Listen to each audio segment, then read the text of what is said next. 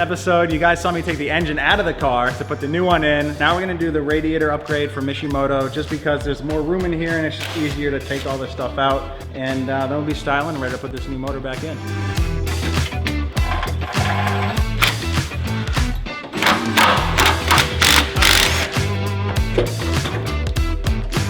We just got our Mishimoto replacement radiator. This is an OEM replacement that is upgraded, it's better cooling, and it's gonna keep the temps down on a new engine that we're putting in. So that's basically the biggest reason to install this is because we're gonna be driving on dirt. There's gonna be a lot higher RPMs, which is gonna create more heat in the engine, and we definitely don't wanna damage the new motor. So Mishimoto is gonna help us keep our engine coolant temps down.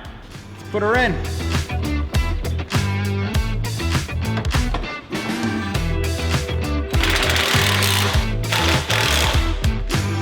Now we are going to retain AC as of right now. It's going to be hot out in the desert, dude, when we're running these things hard as hell. I'm trying to stay cool. Unless I crack a line, then we'll just take it out. If you haven't realized, it's a scorcher out here.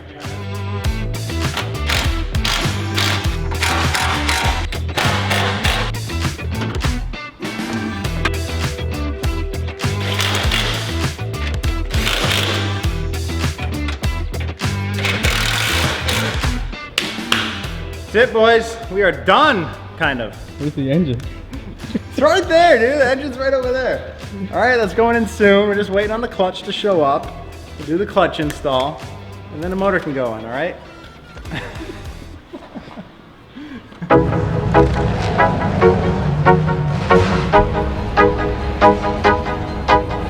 Goodwood Festival of Speed. We are here day one. It's Thursday. We got invited to a very special Top 25. It's a festival run that Lord March invited us to. We have the insanely impressive Celica from Rob Millen. Rob Millen's gonna be running this thing up the hill. He's got one of the fastest times here. James Dean, of course, in his R7. Dean brought out his Viper supercharged, and we got everything down to Martini rally cars and all kinds of old school open wheel cars and back GTR. But yeah, this is a hand-picked batch. I do say that drifting is one of the most entertaining aspects of Goodwood, so happy to be a part of it.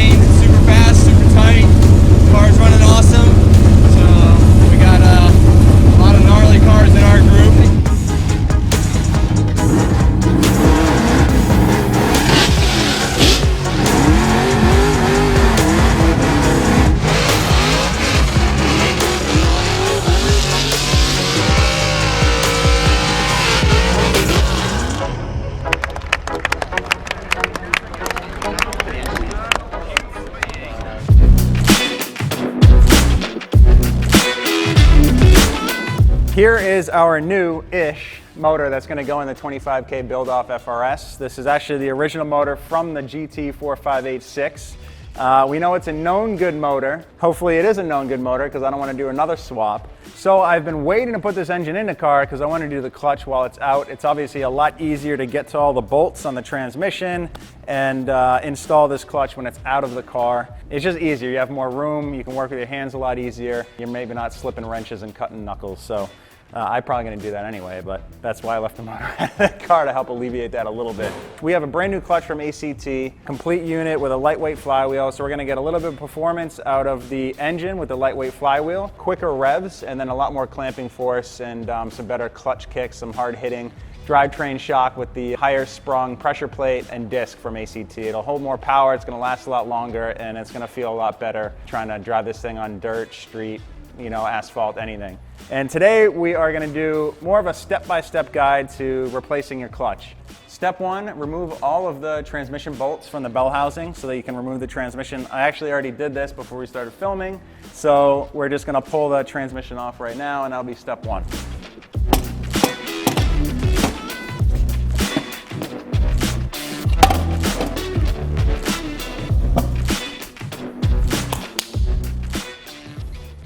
Next, we're going to remove all the bolts from the pressure plate and then remove the pressure plate and the disc. And I'm anxious to see what kind of condition this thing's actually in.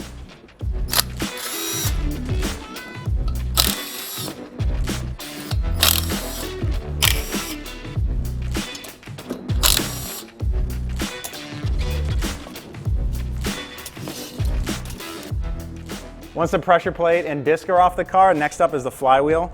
And these bolts are probably pretty high torque rating, so you're gonna want a nice cordless impact or a pneumatic impact to be able to get those off. This one should be able to do it.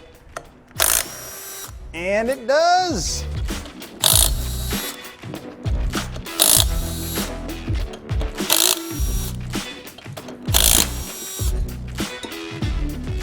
All right, that's all off. So let's check out what ACT sent and kind of go through the parts in the package that it comes with a full ACT clutch kit.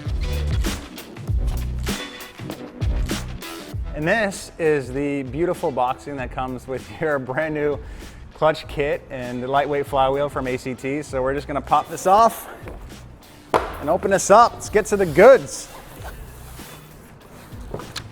Directions. You're going to want to go through this because you do want to find out what the torque specs are for the pressure plate before you're done. And obviously you want to throw some ACT stickers on your car to show some support. We'll get to this later, but this is the clutch alignment tool. And this is something that you don't want to screw up or it's going to ruin your day. Here is the brand new pressure plate, the sprung disc, and the lightweight flywheel that already has the brand new pilot bearing installed, which is awesome, so we don't have to do that. So you can clearly see how much thinner the ACT flywheel is compared to the OEM one. And this thing, I mean, just picking it up, this is ridiculously light compared to the OEM one. The first thing we're gonna do before installing the lightweight flywheel from ACT is just spray a little brake cleaner on this rag and then wipe down a little bit of the factory oil lubricant that is on here because you don't want to break it in with that oil on it. After you give it a little wipe down, everything's ready to go. We're just gonna pop it on here. Hopefully I nail it. Yep. Get the bolt holes lined up. And then this kit actually comes with its own hardware from ACT, which is really neat. So these actually replace the factory hardware with some nice high-grade Allen bolts. I usually put some thread locker on these, not a lot, just a little dab, and then just crank them down to specified torque specs.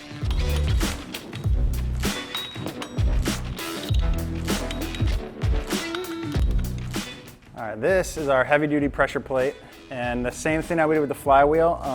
It comes with a little bit of oil surface on here, so we're just gonna clean it up with some parts cleaner.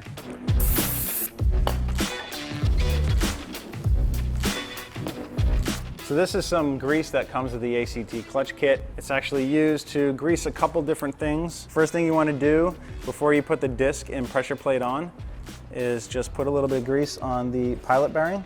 This is what the transmission is gonna slide into. When you're trying to get it's actually a pretty tight fit, so when you're sliding the shaft in there, you want to just have a little bit of lubrication so it doesn't, so it just helps it slide in a lot easier. Now this is one of those tools that you don't want to forget about. This is the clutch alignment tool, which is going to align the disc on the flywheel when you so that when you bolt the pressure plate on, it's going to keep it in the same position as if you're putting the transmission on.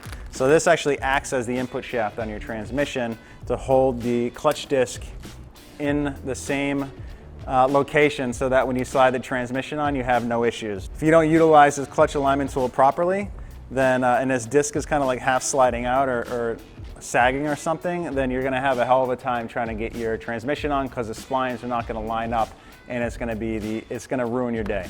So the easiest thing to do is just remember to use this and make sure that it is installed properly as you're torquing and tightening up the pressure plate onto the clutch disc. Simple as that. When you're aligning the pressure plate, there's gonna be studs in the flywheel, and there's multiple different holes on the pressure plate. You just want to make sure you find the right one, that they all sync together, and you can get the bolts in all the holes. Now ACT also supplies hardware for the pressure plate, which is nice.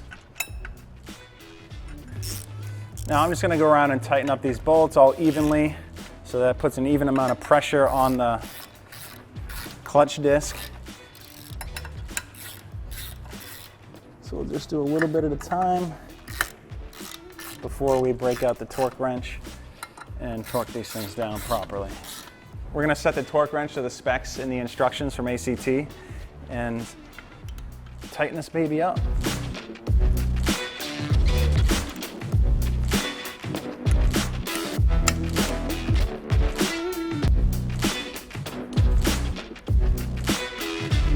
All right, everything's all torqued up and ready to go. So we'll just pull out, this should be nice and free. You should be able to pull it out nice and easy. That means the transmission input shaft should be able to slide right in there and make your life a heck of a lot easier. At this point, you're at the home stretch, but it also can be the most frustrating part because if the input shaft doesn't line up with the splines on the clutch disc and also slide into the pilot bearing, then your life is kind of going hell and makes things a lot more difficult. So the engine's at a little bit of an angle here. We'll see if this thing wants to slide on and make our lives easier or not. Also, this should be a two-man job, and there's only one of me right now. Good thing I've been doing CrossFit, dude.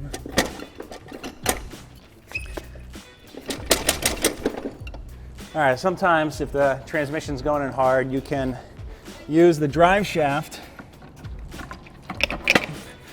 Slide that in, put it in gear, and then as you're trying to get the transmission slid on, you can kind of move it a little bit. It'll spin the input shaft to help line up the splines with the clutch disc and hopefully go on. We got Thad here. This is a two-man job, like I said. Thanks for coming in, dude.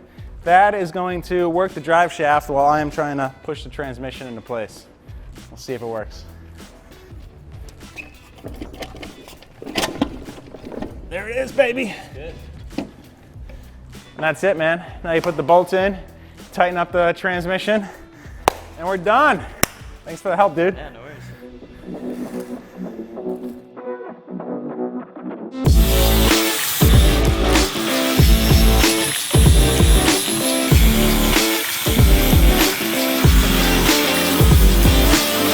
Sometimes when you're installing and also taking an engine out, some things can get damaged. And this fitting here was one of the original fittings off the back of the fuel rail. If you know a GT86 and you're putting a 2JZ in it, you know it's extremely close to the firewall, and this thing bounced off a couple times, so you can see it's pretty hammered and dinged up. So it's perfect time to take it off and replace it with a nice vibrant piece. I have a lot of old fittings on this car, so I've been slowly kind of going through and replacing it with all the vibrant stuff that's better quality and lasts longer. And actually what's really cool is Vibrant sells these soft jaws that have all these angles in them so that you can put the fittings right in here so you don't have to use two wrenches. It makes things a lot easier right in the vise, and you can just tighten it right up. Not really have any issues with, you know, making, you can see this one actually has a little bit of wear on it, so a lot of that will, you know, you won't scratch your brand new fitting nearly as hard as you would if you didn't have these soft jaws. There we go. Fuel line that is not damaged should go on a lot easier. Doesn't have a kink in it, so we get proper fuel pressure. This is where it goes.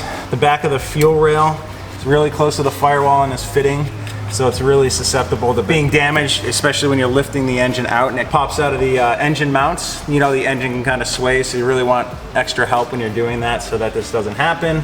Clearly, I was alone a couple times, and that's why the other fitting was damaged. The fitting was about 4 or 5 years old, so it was time to be replaced anyways. So we'll get this tightened up and be ready to rock.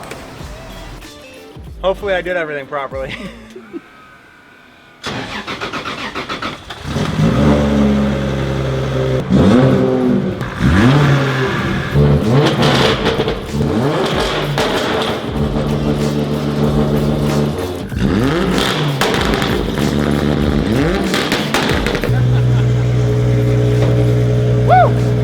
Tuerck Street car lives again. We got a brand new ACT clutch and flywheel in there.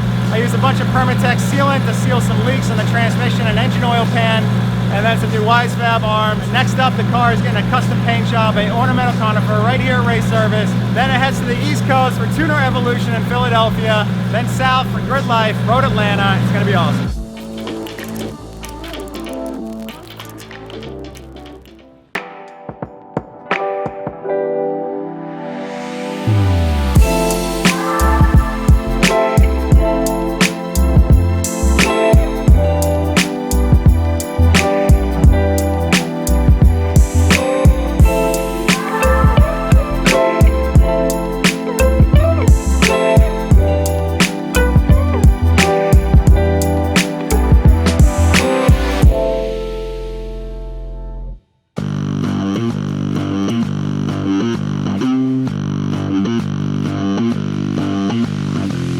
putting the finishing touches on the street car here.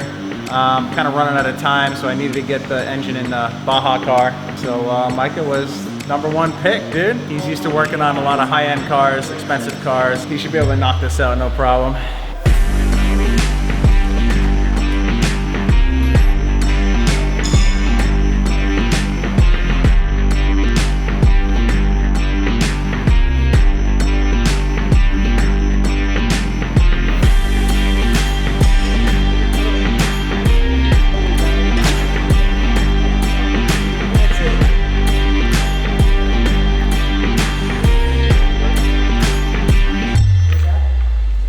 I gotta be honest, like the easiest motor transmission drop I've ever done. Super light, sat right down in the mounts, but yeah, it was pretty cake.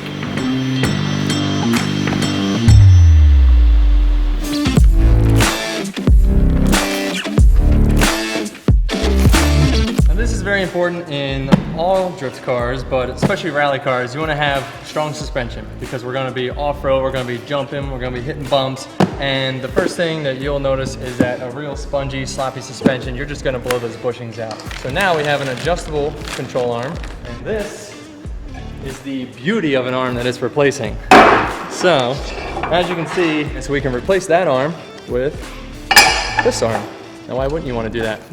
The relation from the fork to the heim isn't always a straight line. In the heim, you get a little misalignment between the bushing and where it bottoms out into the main housing. And so you want to make sure that it is lined up the right way so that when you're going through the travel, you don't have this bottomed out, and it will then loosen this bolt because it will actually twist that heim.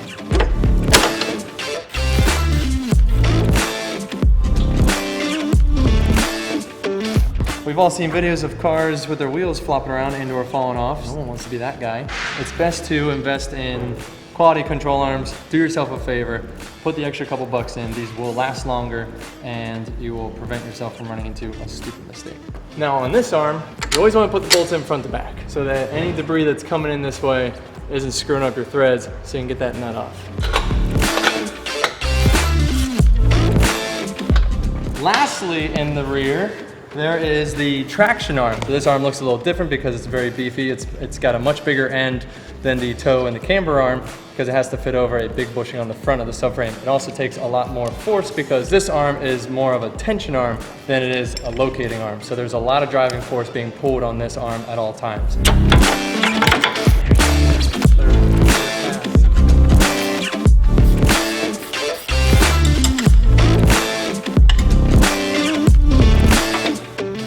Next up is our Voodoo 13 front upper control arm. What you got here is a double adjustable heim setup. This heim threads into this boss threads into this arm, and then you have this little hex in the end so that when this is in the car, you can actually adjust it without taking the arm off, spinning this by hand, putting it back in the car, as some other companies make you do.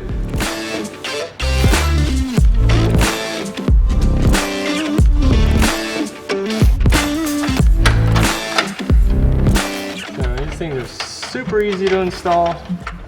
One thing you got to keep in mind is that they actually have different size spacers on the inside and outside. That's so that the adjustment is a little more inboard. You can see a fatter spacer on the outside, brings it off this edge, no contact.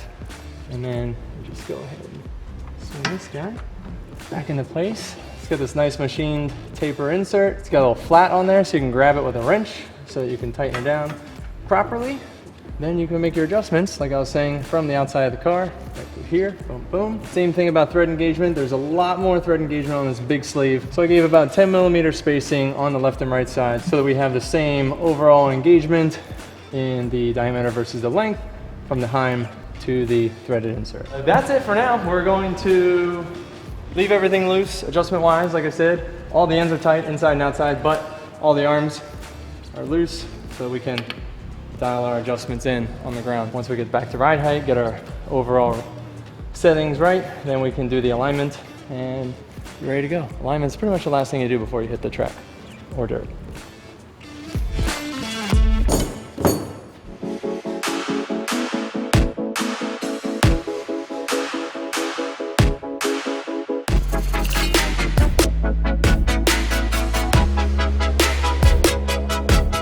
On this episode's Chill Spot, we're here for the open house, 1552. We have Matt, this is one of the owners here. We've been working together since 2013. It's been a while. Supplying wheels for all of my cars, which is phenomenal. Yes, all of them. And obviously Matt's an awesome dude, so he's down to keep flowing me wheels and supporting the program in an awesome way. But bigger and better things, you guys just opened up this brand new space. This is kind of like kicking things off all over again. It is. So I'm happy for you guys, and it's awesome to be here. Thank you. Yeah, this is the place kind of we've kind of been building on. It's kind of the space we've been looking forward to. So finally we get a space that kind of shows who we are, different, focused on community, focused on guys like you. Absolutely.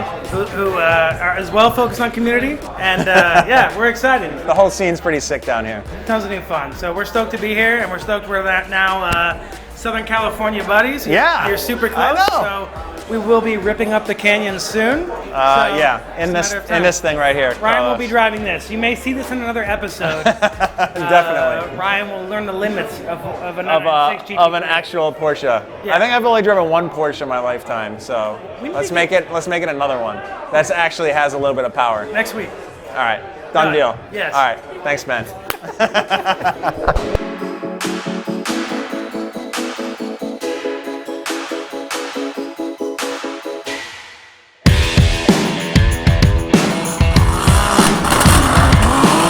Getting your hands dirty is just a part of working on cars. There's no way around it. This month's product spotlight is Fast Orange Extreme Hand Cleaner. So what makes Extreme different? It's the same citrus formulation with a little pumice in it as the original Fast Orange, but with a little petroleum to help get that tough grease and grime. And it also has lotions and conditioners to keep those beautiful soft hands from drying and cracking. I got calluses here, guy. Yeah, right.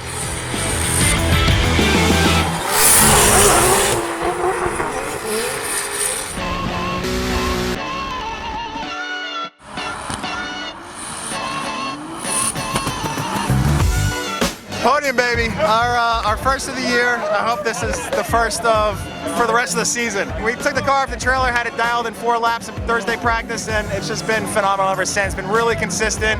Just a couple small mistakes out there cost us the win, and it is what it is, man. We're gonna sip some champagne and celebrate tonight. So I'm stoked for me and the team, and just all the guys that have just been working so hard, and just everybody that supports us, all you guys. So I appreciate it, and I'll be spraying that champagne for you guys.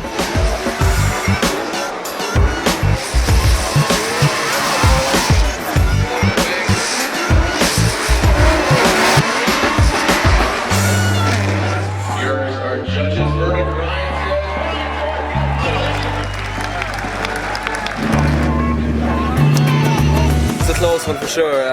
Honestly, I didn't know what way it was going to go.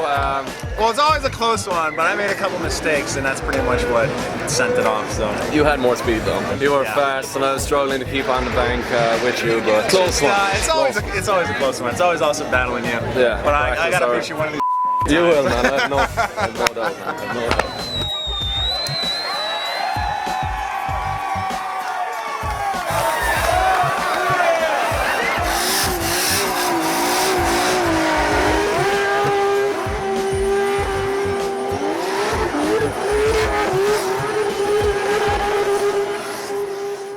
I'm making some pretty good progress on my 25K rally build. We got a lot of parts installed over the past couple episodes. We did the BC Racing adjustable coilovers. We have the Voodoo adjustable suspension, front and rear. The Vaccaro seats are pretty much installed. I had to make some modifications to the bracket to get a little more headroom. We have the AM intake installed, the Mishimoto radiator, and we are just about ready to sit this thing on our brand new Method wheels once our tires come in. Tuerck's made a lot of progress this month. I've been on the road, but he did have to swap out that bogus motor. So I got a Ready to Rock engine in my chassis. So let's see where we're at with those totals.